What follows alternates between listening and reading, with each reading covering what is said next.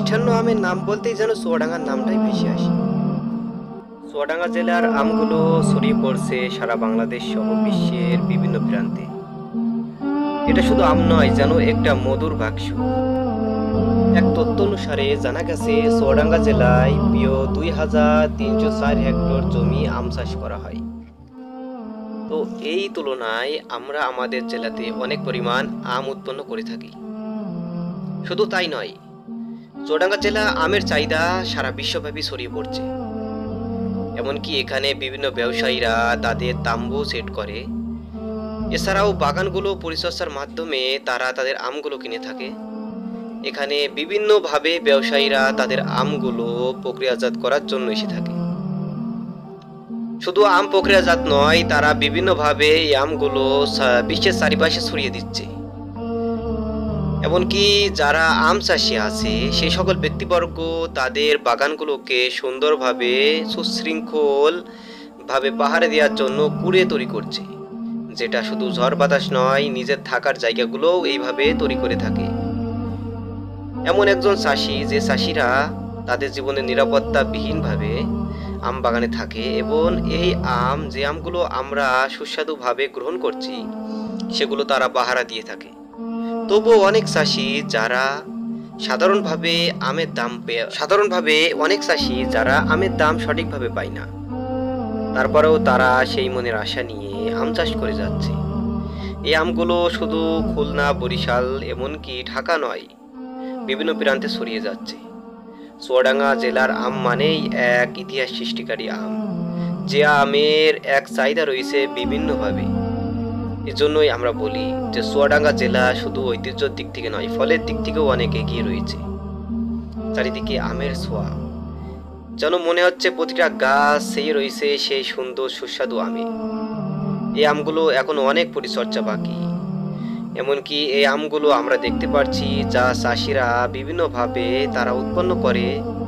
এই আমগুলো অনেকটা ঝরে পড়ে, তারপরেও চাষিরা সেখানে বিভিন্ন খুঁটি দেয় দিয়ে আমগুলো ঠিক রাখে। তবুও একটা পরিশ্রমের চাষ বলা যায়। এছাড়াও আম বাগানের চারিদিকে আমরা দেখতে পাচ্ছি আমে ভরা বাগান, যে বাগানগুলো তারা চাষ করে থাকে। আমে যেসব গুণাবলী রয়েছে তার মধ্যে 1 নম্বর হলো কর্মক্ষমতা বাড়ায়। আমে রয়েছে প্রচুর পরিমাণে ভিটামিন এ, সি, হস্যাই এবং কে এবং ফ্যালেট। 2 নম্বরে রোগ প্রতিরোধ ক্ষমতা বাড়ায়। এবং আমে 3 নম্বরে এমন একটা বিষয় রয়েছে যা অনেক গুরুত্বপূর্ণ, আমাদের দৃষ্টিশক্তি বাড়ায়। 4 নম্বরে ত্বকের উজ্জ্বলতা বৃদ্ধি করে। 5 নম্বরে বলা হয়েছে হজম শক্তি উন্নত করে। এবং 6 নম্বরে বলা হয়েছে হার্টের কার্যক্ষমতা বৃদ্ধি করে। 7 নম্বরে বলা হয়েছে ওজন নিয়ন্ত্রণে সহায়ক। 8 নম্বরে বলা হয়েছে যেসব ব্যক্তিরা ডায়াবেটিস আছে তাদের ডায়াবেটিস নিয়ন্ত্রণে সহায়ক। তো আমে এতগুলো গুণ রয়েছে, যেসব ব্যক্তিরা প্রয়োজন অনুপাতে আম গ্রহণ করে বা আম খায় তাদের জন্য বিশেষ সুবিধাও রয়েছে। তারা ভিটামিনের এ, সি, হস্যাই, কে এবং ফ্যালেট পর্যাপ্ত পরিমাণ পেয়ে থাকে। তাছাড়াও আমে রয়েছে অনেক ভিটামিন সমৃদ্ধ পুষ্টি, এগুলো আমরা গ্রহণ করে থাকি। যে সকল মানুষ এক গ্রামে বসবাস করি, যেখানে যেসব অঞ্চলে আম বাগান চাষ করা হয়, তারা আমের পুষ্টিগুণ কেমন সেদিকে তারা লক্ষ্য করতে পারবেন অবশ্যই। তাছাড়াও আমে রয়েছে অনেক পরিমাণে গুরুত্বপূর্ণ কিছু উপাদান। তো এই নিয়েই আম একটা গুরুত্বপূর্ণ পুষ্টি জাতীয় ফসল।